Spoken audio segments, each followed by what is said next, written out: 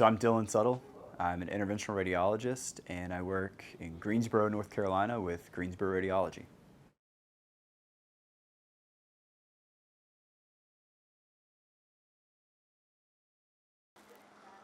Okay, so the first thing we'll do here is get access in the femoral vein.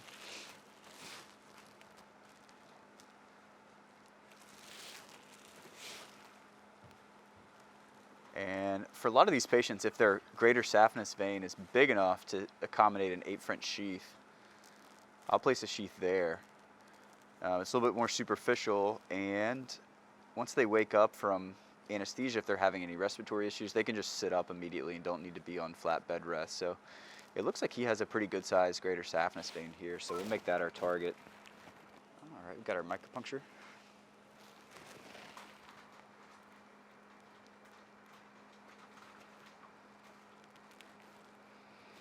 All right, sharp down.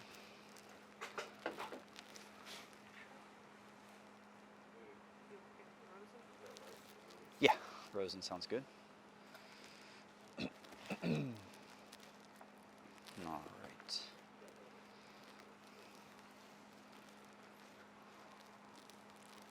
So our ice probe is 8 French, so we use an 8 French sheath. And use a Rosen wire here at the beginning just to get an idea of the path that the ice catheter will take, because the ice catheter goes in without a wire. There's no inner lumen. So we have our guide wire up in the IVC, and we'll put our sheath in now.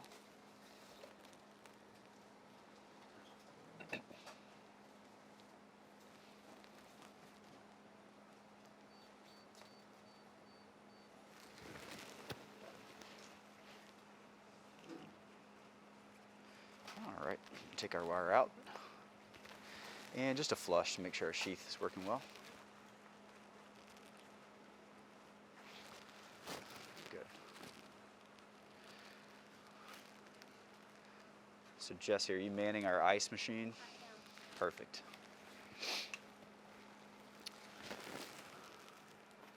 All right.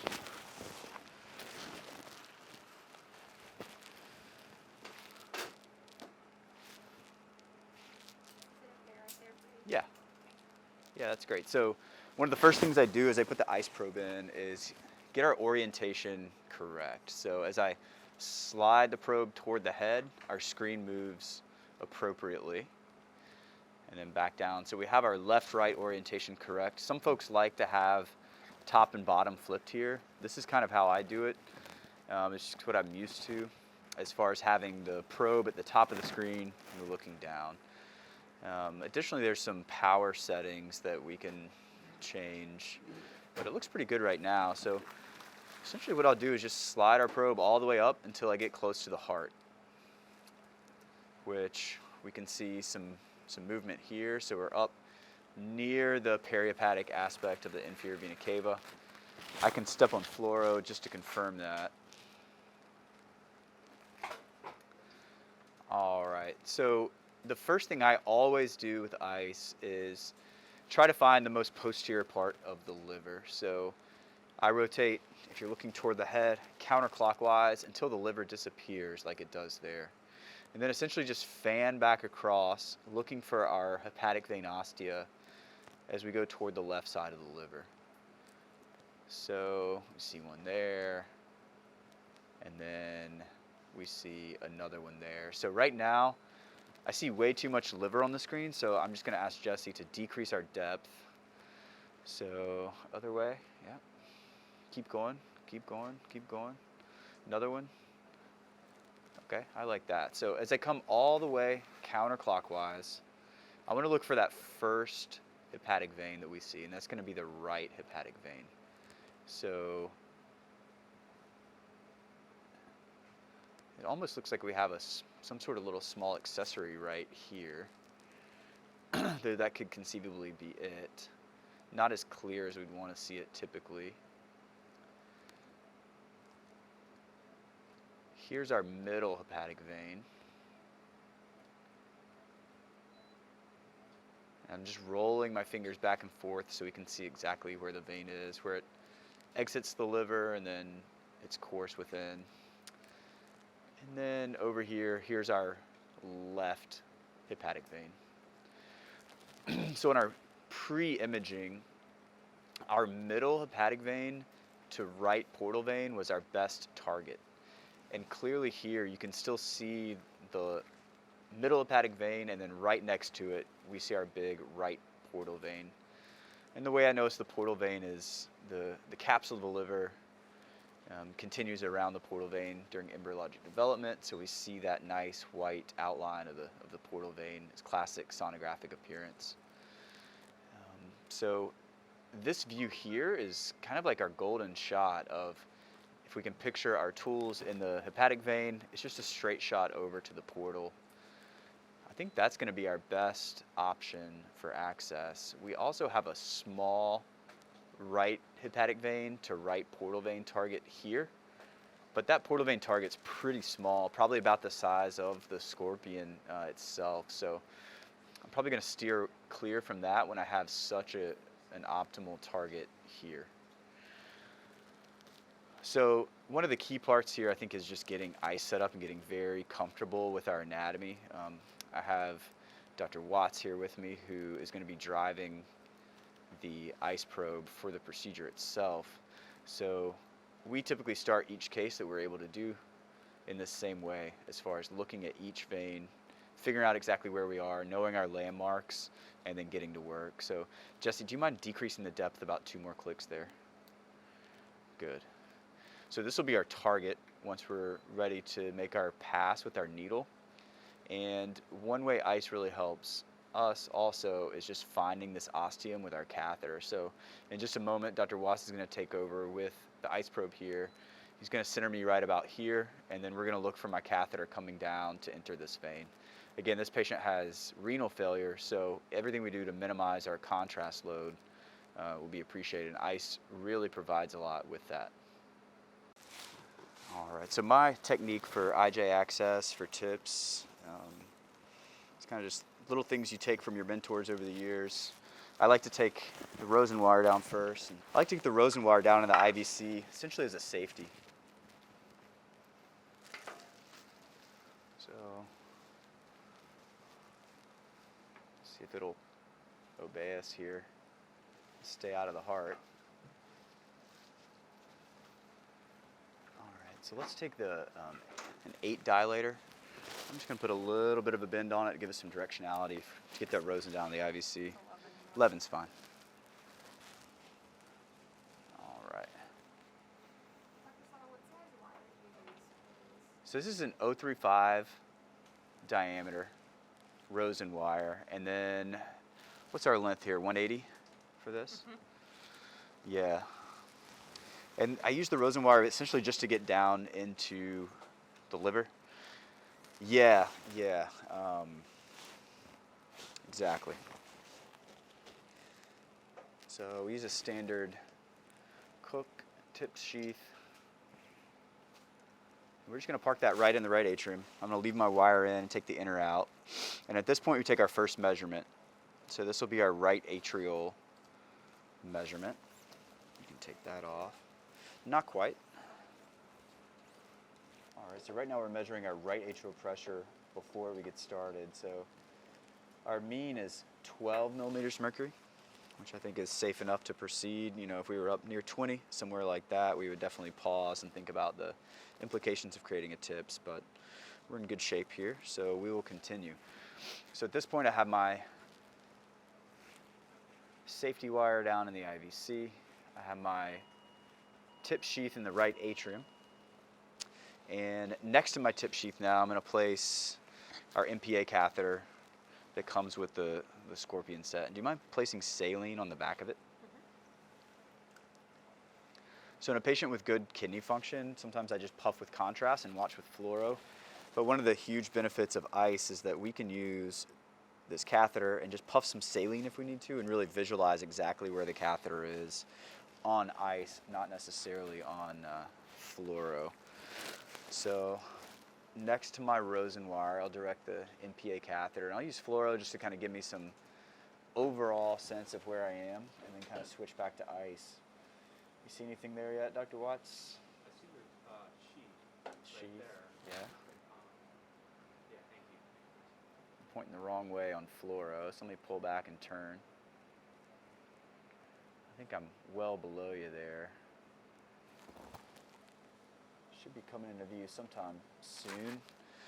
Because I can put my catheter tip against the,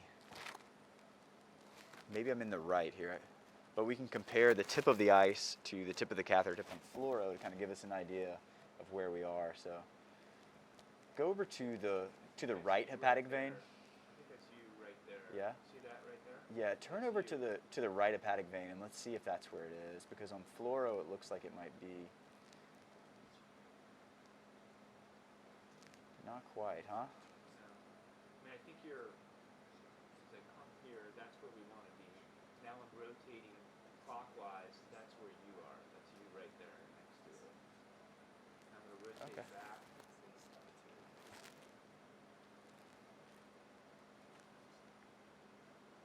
So I'll pull my catheter back a little bit.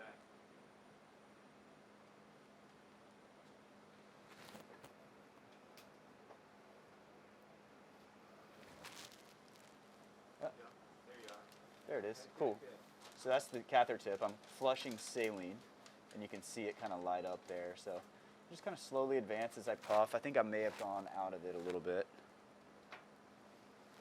There you are. Good. So I'm engaged in the ostium there. On fluoro, that looks quite right. So I'll just kind of continue to puff it down, and let's see can we see our portal target there, Dr. Watts? Yeah, so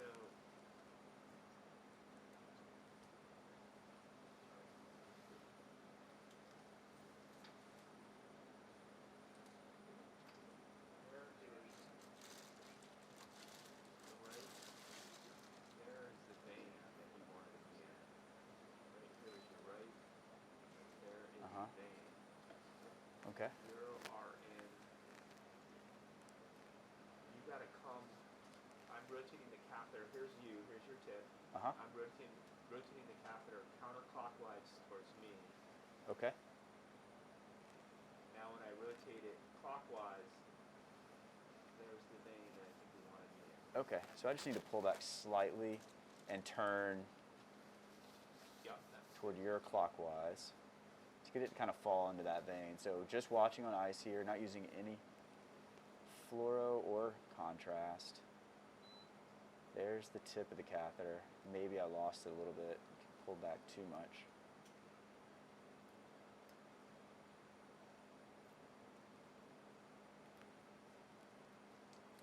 So I'm just going to confirm with fluoro where we are here.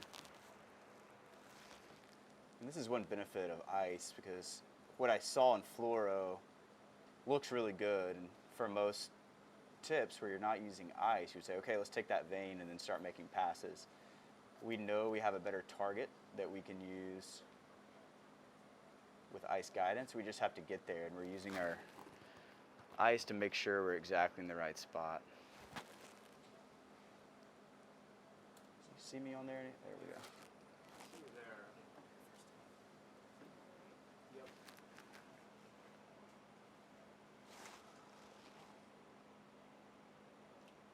Try to see where we are. The thing is that we're in pretty good shape there, because that's kind of our throw across the, see the portal there on the right side? Yeah, I see the portal there. And then that's right as the portal splits on the right side. You can see that as you rotate counterclockwise. You can see that the portal vein bifurcates into the anterior and posterior right branches. So I think that's a pretty good target. What do you think? You're right. Yeah, so I think we found where we want to be with this setup. So I'm going to get my catheter out just a little bit more, and I'll have you take that wire out, please.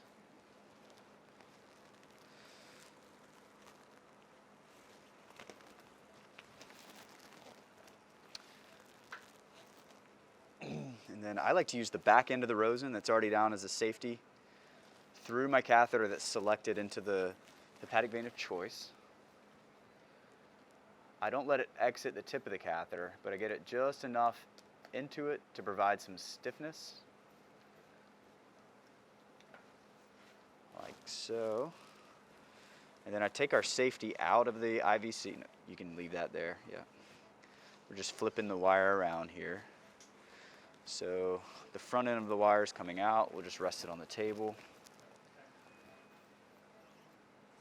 And let's just center down over our area of interest there, if you don't mind.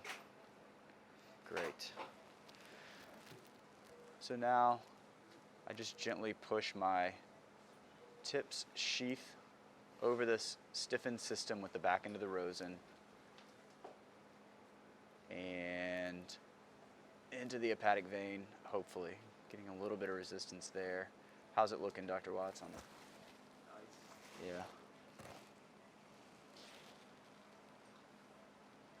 There we go.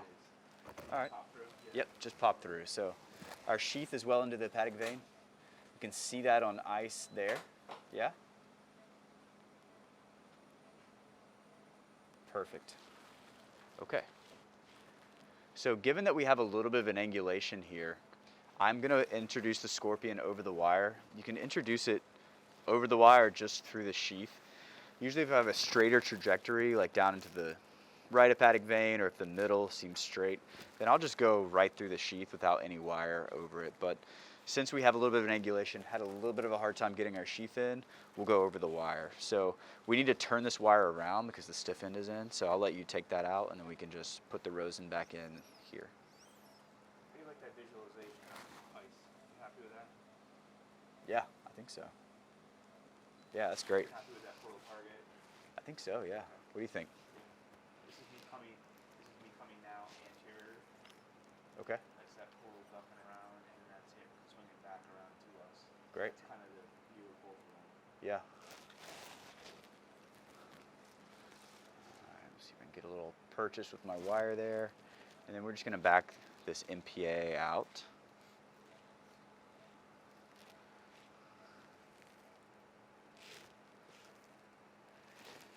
And one of the key things here is how deep do you want to have your sheath? Well, you obviously don't want to push a 10 down into vessels that are smaller than that, but essentially I want to have the sheath beyond where I'm going to make my hepatic vein throw, or where the needle is going to exit the hepatic vein and into the parenchyma, which I think we're in good shape here, both on ice as well as fluoroscopically. We're enough lateral.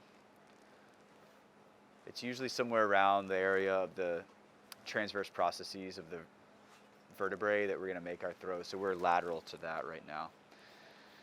So at this point we're just introducing our scorpion and its coaxial setup. Yep, you can keep that on.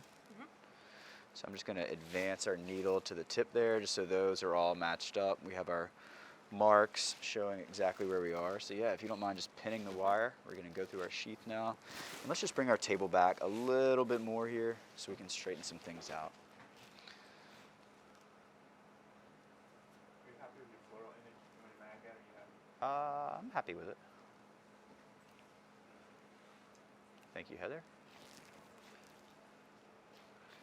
Let you finish. Yeah, we pin it back here. Thanks.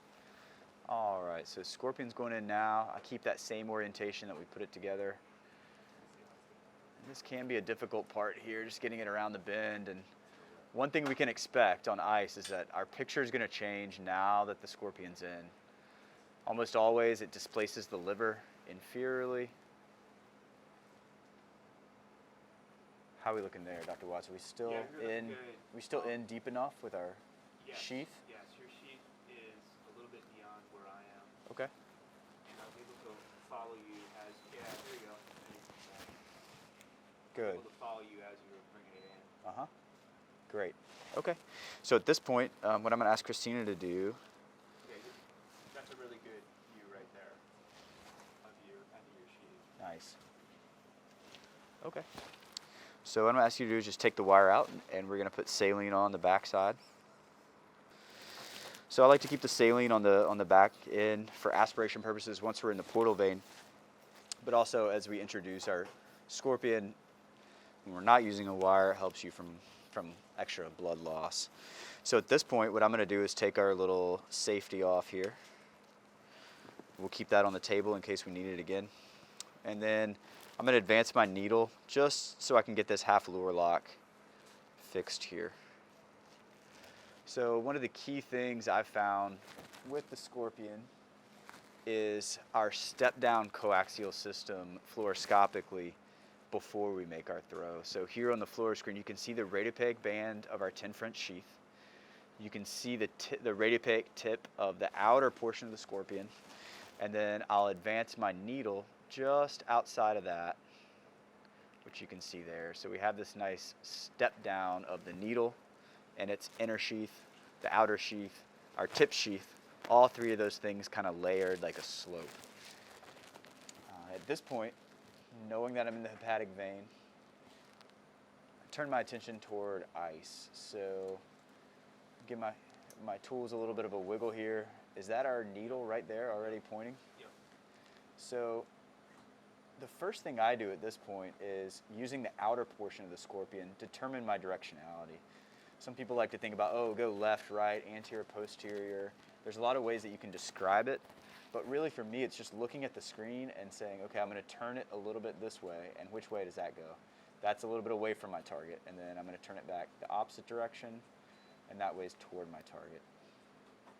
So here, as I torque my hands counterclockwise, I point more and more toward our portal target. There's our bright echogenic needle tip. And then at this point, I'm going to start to advance the inner portion of the Scorpion.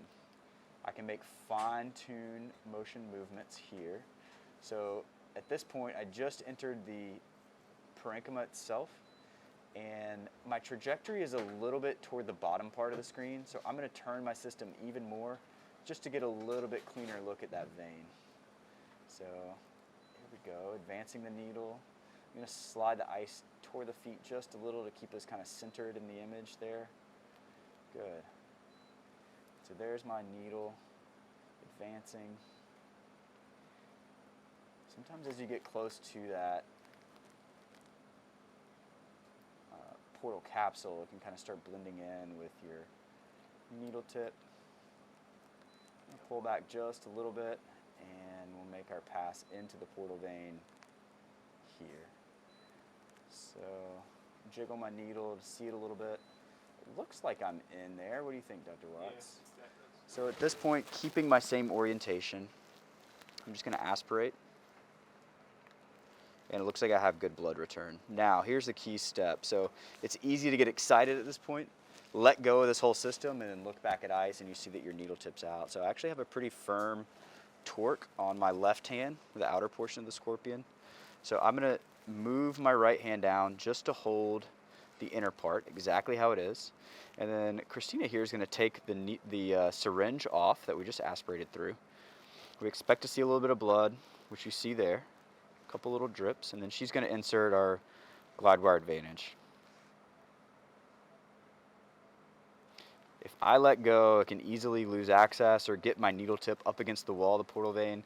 So Christina's going to gently advance here, and then at this point, good. Let's store fluoro there, please.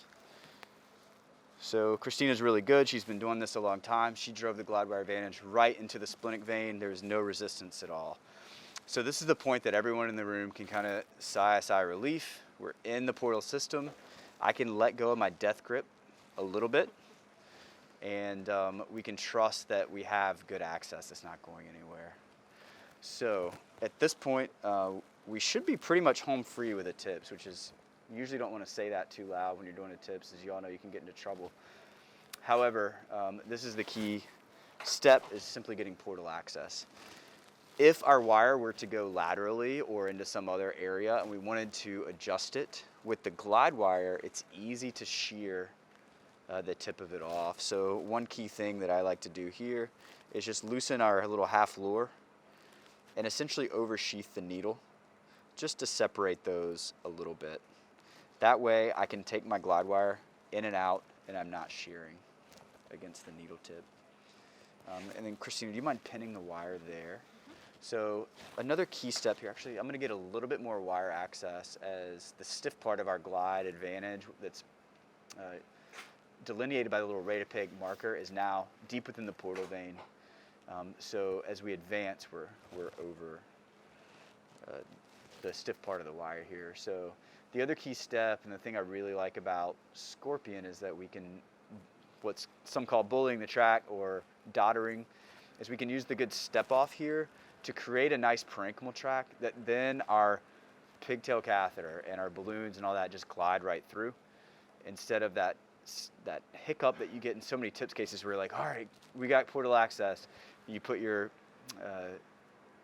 pigtail down and it just hits up against either the hepatic vein or the portal vein and you can't get it down. So this step really helps with that. So under fluoroscopic guidance, I'll kind of just turn it as I go down and we'll watch it just go through the track here. And there's really not much resistance. You can kind of feel it give. So we've bullied the track now. We have that great access. I'm going to kind of hub my outer sheath down against the hepatic vein. And then Christina's just going to pin pull the entire Scorpion system off here.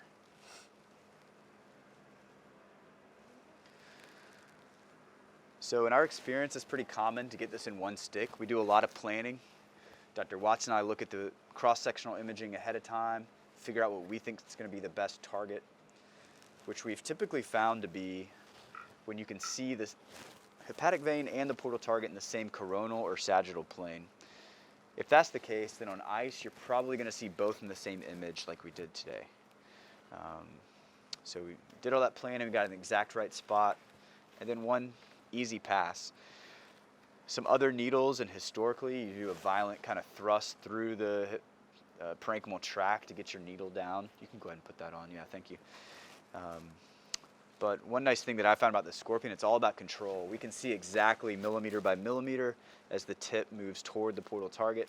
And then we're just making little fine-tune adjustments to guide it in. I've told some it's like, you know, you're docking into the space station. You're slowly but surely getting your little, the needle tip closer to where you want it to go. And then sometimes it does take a little punch to get right through the wall of the portal vein, but usually not much more than that. So it's a very controlled system. So now we're just going down with our marking pigtail catheter, and we expect this just to sail on down to the portal vein just like that. So we can store that fluoro loop, please. And then Christina's going to take the wire out. And the first thing I like to do is measure pressures. I'm very confident that we're in the portal vein based on our ice use. We're not in some sort of extra hepatic area. We can prove that we're in the vein, so there's really no need immediately to take pictures with contrast, especially with this patient who has renal insufficiency. So the first thing I do is go ahead and measure pressures in the portal vein. So this will give us our portosystemic gradient pre-tips. I have it on. We're not going to re-zero there. Good. So our mean portal vein pressure is 34. Our mean right atrial pressure starting is 12. So we have a significant gradient here that proves portal hypertension as we knew. So at this point we'll take pictures for planning and for measurement purposes. So we'll take 2 20 cc's of contrast, please. So we'll put one of these on our pigtail. I'll give this just a little puff to confirm we're in the right spot. And this patient, just being treated for ascites, I'm not really worried about too many varices, so I'm not going to have our catheter way out trying to prove that.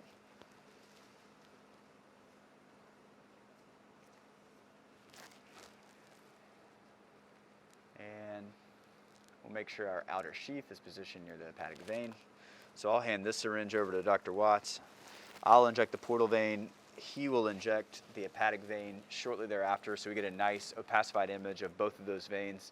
Then we can measure, based off our marking pigtail, exactly how long we want our tip stent to be. Can we please get a suspension of respiration for a picture? All right.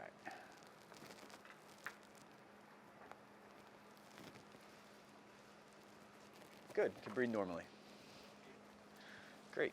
So we'll step through these images here. You can see we entered the portal vein kind of in the central aspect of the right portal vein.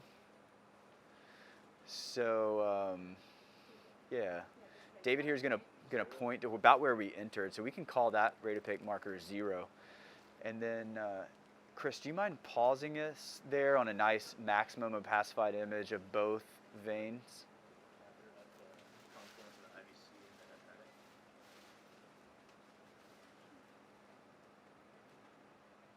Uh-huh. Yeah, I like that. Yeah, so I can step over here and we can look at it together. So I think we enter essentially between these two radiopaque markers here. So we can call that space 0. And then essentially we're going to count up until we can see that we're at the confluence of the hepatic and the IVC, which is a little bit disorienting just on this one picture. But we'll start counting. Let's see, that's 0. So 1, 2, 3, 4, 5, 6. I think 7 looks about right. Let's let that play through, please, Chris. So my balloon of choice for tips is the Athletis. It has a really nice taper for those tough tracks to get through. And then it's essentially a non-compliant balloon, so we have a lot of strength with it to get the track dilated. It also comes in a nice 8mm by 80mm length, which is nice because we usually just have to hit it one time. We cover the entire track. And then it's also good if we need to use it for post-deployment balloon molding.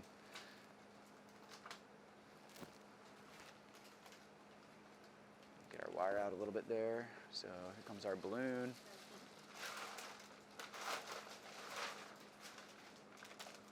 Good.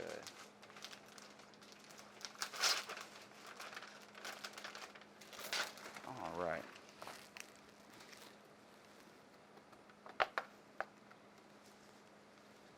So go ahead and inflate this.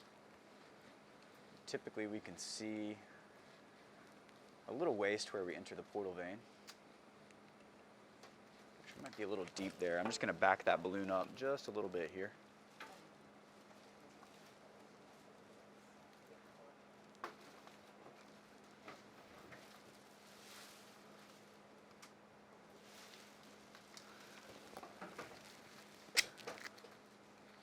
All right, this should be a little bit better centered. We'll take this up. There's our nice waist, both at the hepatic vein entry site as well as the portal vein. We can store that image there, yep.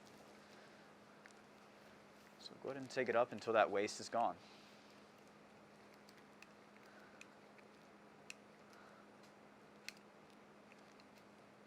All right. So Christina, I'm going to let you take that balloon down, and then what we'll do is oversheath the balloon with our sheath here. Go ahead, yep.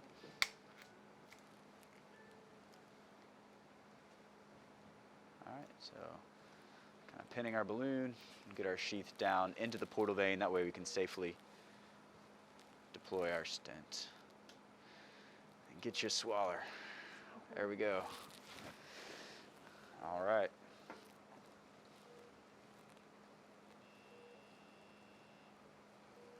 Yeah, you can pin pull that off. So now we're ready to deploy. So Chris, do you mind getting us a nice, you remember when we had our max opacification of that nice venogram we did? You can put that in native and then make a reference, please. This way we have a nice view of our target for where we want the gold ring of the Viator to sit.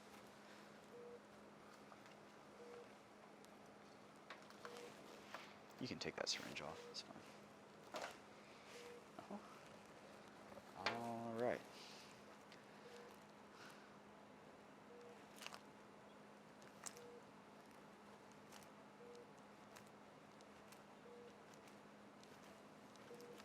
Good. All right, so I'm just watching my Viator go down. I'm well past the portal vein entry site. At this point, I'll unsheath the uncovered portion of the stent. We can watch it flare out. And then if you look closely, you can see the little gold ring on the Viator there, just beyond the radiopaque marker on the sheath. So let's get a little bit more wire just to be safe.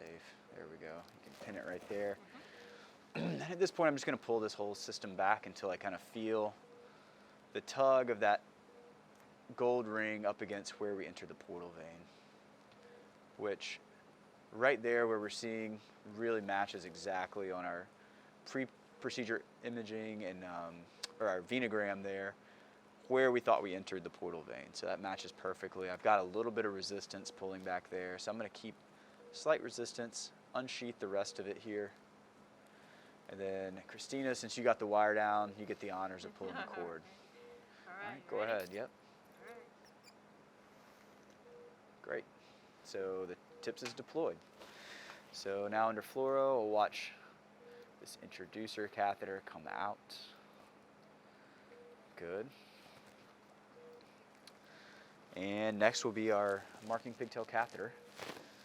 Measure pressures again, see how we look, see what we've dropped it to, and potentially balloon. So our gradient was 22, I believe, when we started. 34 and 12.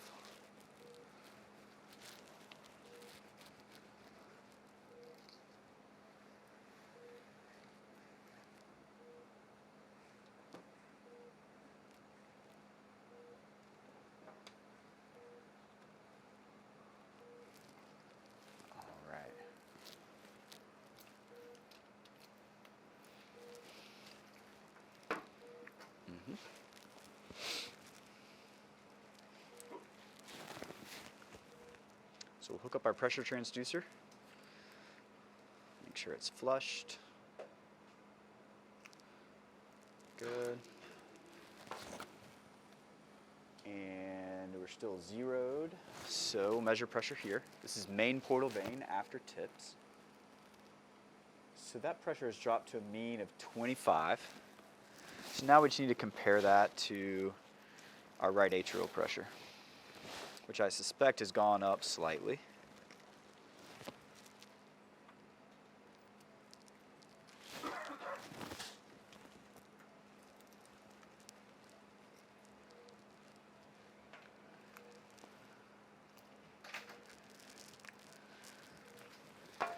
All right, so this pressure will be right atrial pressure after TIPS.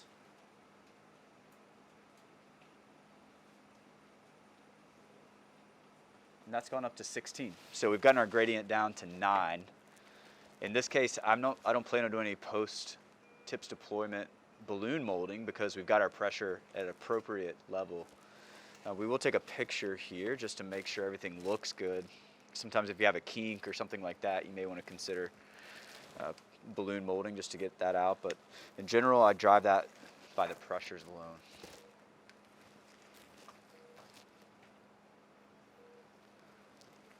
All right, can we get a breath hold again here, please?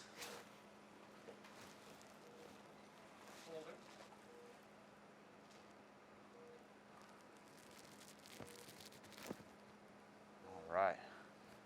I think that looks perfect. We got a nice patent, you can breathe, thank you. Nice patent stent. We landed it exactly where we wanted to. We still have good antegrade perfusion of the left and the peripheral right portal veins. Don't see any sort of varices to go after. So at this point, we're done. So we'll take our glide wire advantage back just so we can get this catheter out safely.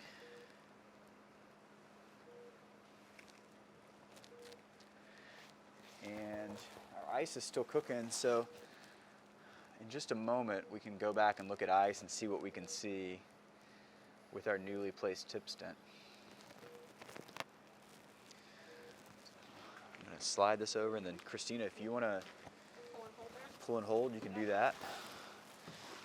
How many liters do we have on our para? 5? Looks like it's pretty much stopped. Watt stopped it. Okay, we'll let that keep going. So here we are back at our ice. Again, where we started, there's our right hepatic vein over to our middle, and you can see that echogenic line. That's our endograft. The very tip of it is right there at the ostium of the middle hepatic vein at the very top of the screen. So we landed that thing perfectly. And then as we come down, you can see where it enters the portal vein. Some folks describe being able to see the gold ring. I think it really depends on your angulation. You can maybe hallucinate that it's there right at the portal junction, but I can't really see it that well. And then here's the uncovered portion of our Viator in the portal vein, which looks great.